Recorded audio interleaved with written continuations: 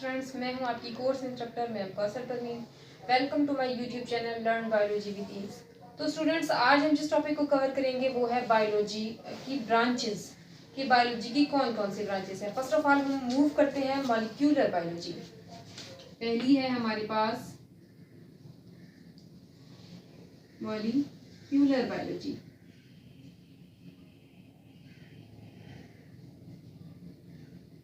Students, जरा इसको understand करें। मॉलिक्यूल हम किस चीज को कहते हैं? हम कहते हैं व्हेन टू और मोर एटम कंबाइन हो किसी भी बॉन्ड की मदद से, चाहे वो कोवलेंट बॉन्ड हो, आयनिक हो या कोऑर्डिनेट कोवलेंट बॉन्ड हो, तो उसको हम क्या कहते हैं? वो क्या है? मॉलिक्यूल। जस्ट लाइक एग्जांपल देख लेते हैं। कार्बन डाइऑक्साइड हो गई, ऑक्सीजन हो गई एंड ग्लूकोज हो गया। तो जब हम लाइफ को, किस चीज को? लाइफ को जब हम स्टडी कर रहे हैं, लाइफ को स्टडी कर रहे हैं कहां पर? मॉलिक्यूलर लेवल पे जाके लाइफ हम स्टडी कर रहे हैं मॉलिक्यूलर लेवल पर, तो उसको हम क्या कहेंगे? ये मॉलिक्यूल है। मीन टू से मॉलिक्यूल से आगे क्या बनेंगे? जब मॉलिक्यूल आपस में कंबाइन होंगे तो इससे बनेंगे ऑर्गेनेलीज, और जब ऑर्गेनेलीज जाहिर कंबाइन होंगे तो वो क्या बनेंगे? सेल बनेंगे, और सेल से टिश्यू बनेंगे। तो इस पे आपने देखना है कि जब हम लाइफ को उनके मॉलिक्यूलर लेवल पर जाकर अंडरस्टैंड करेंगे तो उसको हम क्या कहेंगे? ये क्या है? Molecular biology. जी, नेक्स्ट की जानिब मूव करते हैं। Fresh water biology.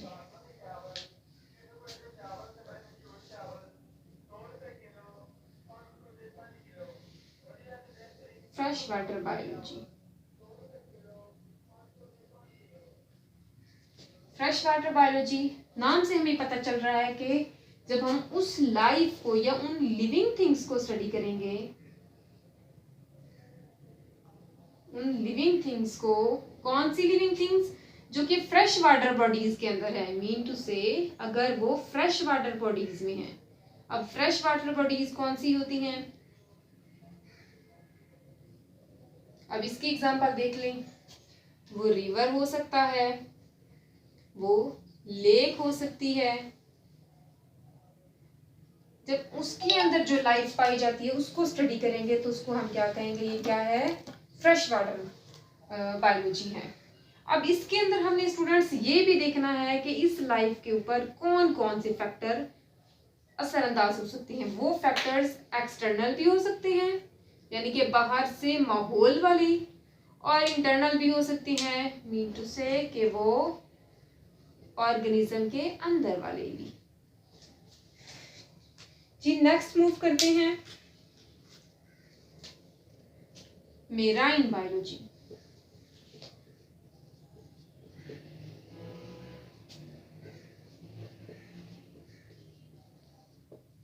मेराइन भी है स्टूडेंट्स, हमें नाम से पता चल रहा है मेराइन किसको बात करें, यानी कि वो लाइफ जो ओशंस के अंदर पाई जाती है। कौन से लिविंग थिंग्स की लाइफ? जो कि ओशंस के अंदर मौजूद है या फिर सीज के अंदर मौजूद है। जब उसको हम स्टडी करेंगे तो हम क्या कहेंगे? ये मेराइन बायोलॉजी है। अब इसके अंदर भी वही बात आएगी कि इन पर फैक्टर्स असरअंदाज हो सकते हैं। अब वो फैक्टर्स कौन कौन से होंगे? एक्सटर्नल और इंटरनल। नेक्स्ट देखते हैं कौन सी है हमारे पास। पैरासाइटोलॉजी। पैरासाइटो निकला है लफ्ज पैरासाइट से। पैरासाइट, अब पैरासाइट क्या है? होस्ट डिपेंडेंट ऑर्गेनिज्म है। होस्ट डिपेंडेंट ऑर्गेनिज्म है जो कि किसी लिविंग थिंग के अंदर या बाहर रहेगा, उससे फूड भी लेगा, शेल्टर भी देगा यानी कि रहने की जगह, और उल्टा उसे हार्म भी करेगा यानी कि नुकसान भी पहुंचाएगा। तो वो क्या है? पैरासाइट है। अब हमारे पास इस पैरासाइट्स की दो एग्जाम हो सकती हैं, उसकी टाइप्स कौन कौन सी हैं?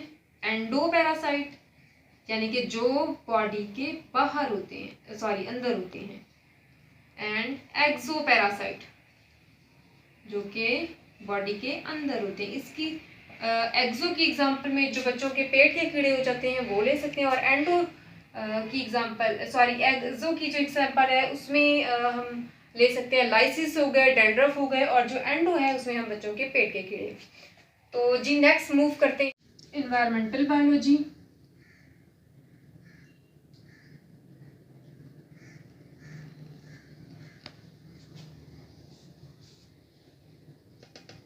स्टूडेंट्स, इसमें सबसे पहले आपने समझना है कि एनवायरनमेंट क्या होता है। हम कहेंगे एनीथिंग अराउंड ऑर्गेनिज्म और living organism is called its environment। अब जब लिविंग थिंग्स के इन्वायरमेंट को हम स्टडी कर रहे होंगे तो हम देखेंगे कि किस तरह से ये जो इन्वायरमेंट है वो रिलेटेड है या को रिलेट कर रहा है किसके साथ? उस ऑर्गेनिज्म के साथ, रिलेटेड है उस ऑर्गेनिज्म के साथ। और ये भी देखेंगे कि कौन कौन से फैक्टर्स हैं जो कि उस ऑर्गेनिजम्स के ऊपर असरअंदाज हो रही हैं। साथ में हम ये भी देखेंगे कि जो ऑर्गेनिज्म फैक्टर्स हैं, फॉर एग्जांपल हम एबायोटिक फैक्टर और जो बायोटिक फैक्टर हैं उनको भी देखेंगे, जैसे कि बायोटिक फैक्टर एंड एबायोटिक। आपको पता होगा एबायोटिक फैक्टर्स कौन कौन से हो सकते हैं, जस्ट लाइक लाइट हो सकती है, एयर हो सकती है, सॉइल, वाटर, पीएच वगैरह। और बायोटिक के अंदर प्रोड्यूसर्स हो सकते हैं, यानी कि जैसे कि प्लांट्स हैं जो खुराक पैदा करते हैं। कंज्यूमर हो सकते हैं, कंज्यूमर्स का पता है हमें, जो खुराक पैदा नहीं कर सकते बल्कि दूसरों से लेते हैं, प्रोड्यूसर से। एंड डीकम्पोजर्स हैं, डीकम्पोजर्स जो कि गले सड़े मादों पर करते हैं, जैसे बैक्टीरिया वगैरह हो गए हैं। तो हम देखेंगे कि माहौल के ये जो तमाम फैक्टर्स हैं वो उस ऑर्गेनिज्म के ऊपर किस तरह से असरअंदाज हो रही हैं। जी नेक्स्ट देखते हैं माइक्रोबायोलॉजी। माइक्रोबायोलॉजी जो है डिविजन्स के अंदर भी हम लोगों ने पढ़ा था, इसको अगेन देख लेते हैं कि जो माइक्रोबायोलॉजी है, सिंपल सी बात है, माइक्रोबायोलॉजी के अंदर हम किस चीज को पढ़ेंगे? माइक्रो ऑर्गेनिजम्स को हम देखेंगे कि वो माइक्रो ऑर्गेनिजम्स स्ट्रक्चर में कैसे हैं, उनका मोड ऑफ ट्रांसमिशन क्या है, किस तरह से यानी कि एक ऑर्गेनिज्म से दूसरे के अंदर वो मूव करते हैं। थर्ड वन ये भी देख सकते हैं कि वो किस किस्म के हैं, मीन टू से कि वो पैथोजन हैं ऑर्गेनिज्म, या फिर ऑर्गेनिज्म के लिए दोस्त है, बेनिफिशियल है, किस किस्म के हैं। जी नेक्स्ट देखते हैं हम ह्यूमन बायोलॉजी।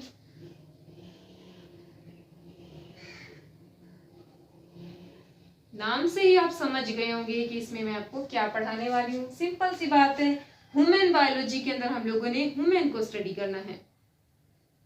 ह्यूमन को हमने देखना है, ह्यूमन जो है उसका स्ट्रक्चर किस तरह से है,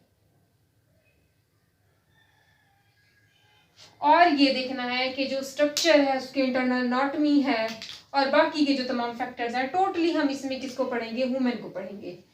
जी नेक्स्ट, और ये भी देखेंगे कि इस पर माहौल के कौन से फैक्टर किस तरह से असरअंदाज होते हैं।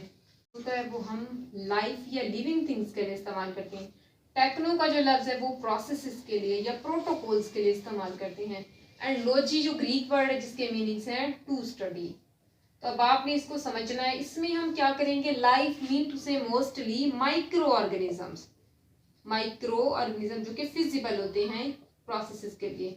माइक्रो ऑर्गेनिज्म जैसे कि बैक्टीरिया हो गया, वायरस वगैरह हो गए, इनको इस्तेमाल करते हैं। बैक्टीरिया वगैरह को हम इस्तेमाल, मोस्टली बैक्टीरिया इस्तेमाल किए जाते हैं, इनको इस्तेमाल करेंगे प्रोसेसेस के अंदर, प्रोटोकॉल्स में, और इनसे हम ऐसी प्रोडक्ट्स प्रिपेयर करेंगे जो कि ह्यूमैनिटी के लिए बेनिफिशियल होगी। इसकी सिंपल सी एग्जांपल देखते हैं, इंसुलिन।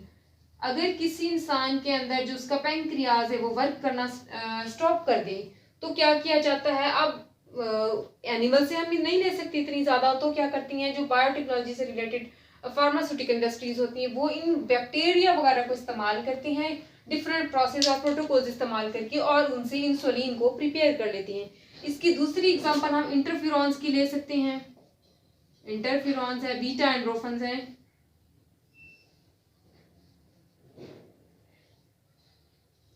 जी नेक्स्ट में लास्ट वन जो हमारे पास है वो है सोशल बायोलॉजी।